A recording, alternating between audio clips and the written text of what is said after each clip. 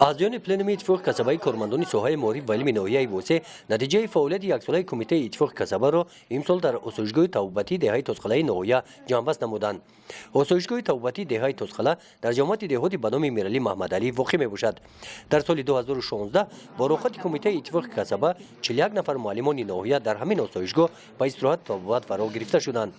در پلنوم خیر کرده شد که موافق قرار حکومت جمهوری تاجیکستان از سال 2006 درباره مقرر نمودن امتیازها با آموزگاران جوان در 3 سال اخیر 56 نفر آموزگاران ناحیه با پیشنهاد کمیته اتفاق کسبه برای ساختمان منزل استقامتی و قطعه زمین نزد هویگی تامین کرده شدند. در دوره استراحت تابستانه مکتبیان باشد 12 نفر کودکان از اویله‌های نیازمند به استراحتگاه چایک ناحیه ورزاب و 12 نفر به استراحتگاه ناحیه وش فرستاده شدند. با دستگیری کمیته اتفاق کسبه 60 نفر مکتبیان در مؤسسه تحصیلات میانه عمومی رقم 69 فصل تابستان به استراحت فرا گرفته شدند.